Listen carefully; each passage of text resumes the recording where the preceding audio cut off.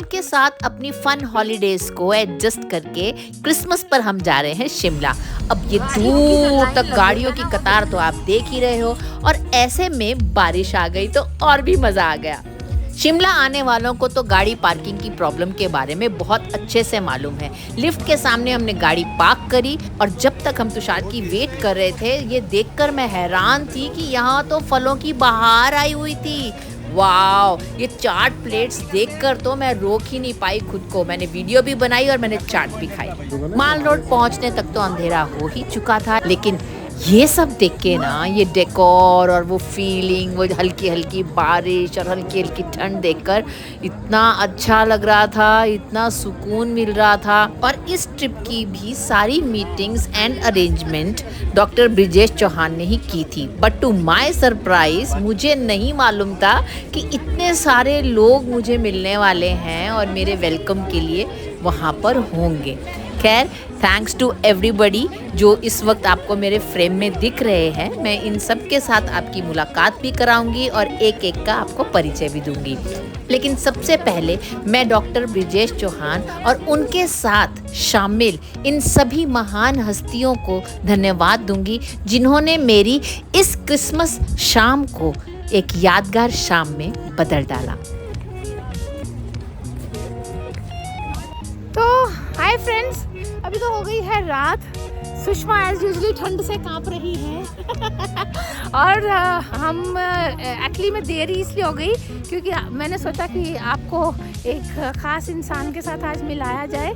यहाँ पे हम आए और हमारी मुलाकात हुई है डॉक्टर इंद्र ठाकुर से, जो कि शिमला में ही है। मैं इंद्र सिंह ठाकुर, हिमाचल प्रदेश शिमला से, और आजकल मैं धर्मशाला में हूँ। सोशल साइंसेज डिपार्टमेंट में वहाँ एक डायरेक्टर के पद पर मैं कार्यरत हूँ। मेरा कोर एरिया जो है वो साहित्य है। मैं शॉर्ट स्टोरीज़, गज़ल्स और कुछ कहानियाँ लिखता हूँ, और वर्ष 1999 से मैं कहानियाँ लिख रहा हूँ और हिमाचल एकेडमी से मैं पुरस्कृत हूँ।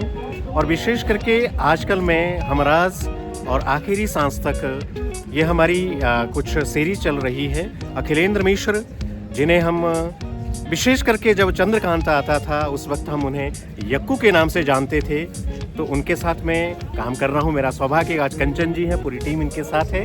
और एक साहित्यकार के लिए और एक गज़लकार के लिए जब अपने ऐसे साथी मिल जाए तो शाम और अच्छी हो जाती है, खुशनुमा हो जाती है। ऐसे लोग जब मुंबई से आकर यहाँ आते हैं और इस खुशनुमा वातावरण में और इस ठंड में, कड़कती ठंड में, बर्फ़ तो नहीं है, थोड़ी थोड़ी है, और जब मज़ा लेंगे आप इस शिमला की खूबसूरती का, मुझे लग रहा है कि ये चीज़ें, ये शब्द, ये संवाद, ये अल्फाज जब मुंबई से उस फिल्म उद्योग से आएंगे, ऐसे जब साथी लोग हमें मिलते हैं, हमें लगता है कि कुछ ना कुछ संदेश वो युवा को ज़रूर जाएगा। माल रोड पर इतना चलने के बाद लग गई थी बहुत तेज भूख, तो यहाँ पर हम खाने आए हैं हिमाचली स्पेशल डिश।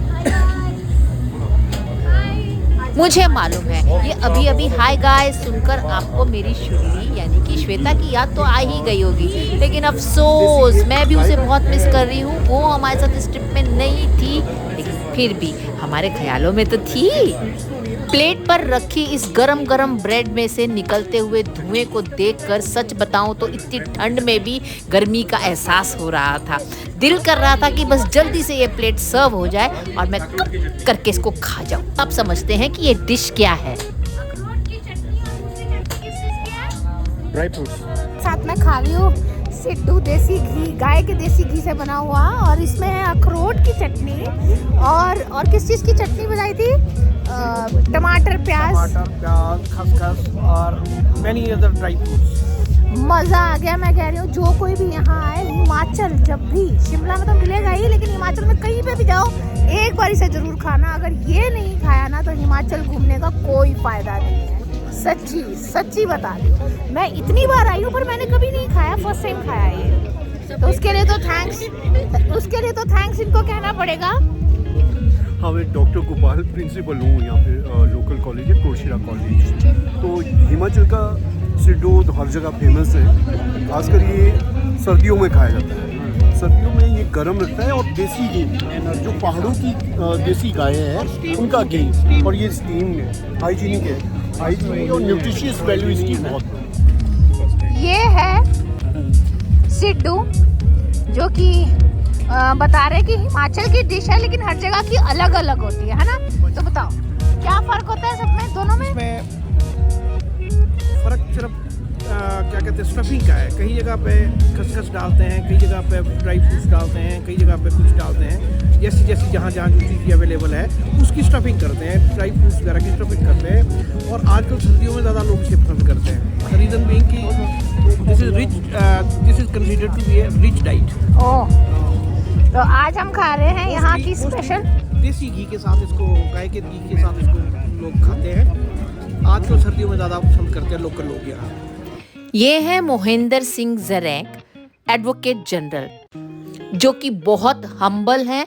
इन्होंने ना सिर्फ अपना कीमती समय निकाला बल्कि हमें माल रोड पे टूर भी कराया और हमें अपने स्टेट के कल्चर से रिलेटेड, ट्रेडिशन से रिलेटेड सारी जानकारी दी, और ख़ास करके सिड्डू के बारे में।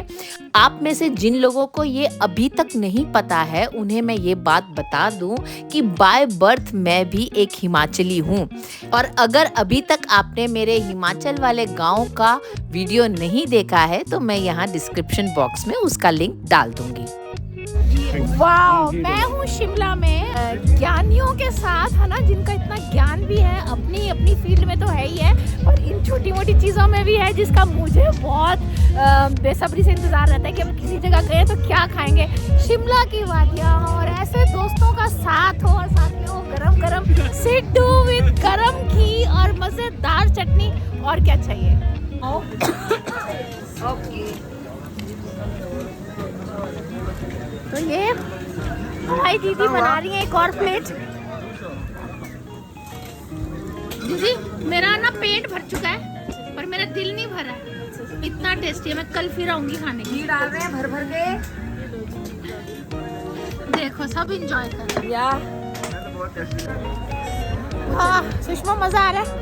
यस मैम, बहुत मजा आ रहा है। सानो, hi guys, we are live from Shimla the Mall Road. We are coming back from the Scandal Point. मेरी नाक लाल हो चुकी है। शिमला से, रिज मैदान से कंचन जी के साथ महेंद्र सिंह ठाकुर। नमस्कार, शबा खैर।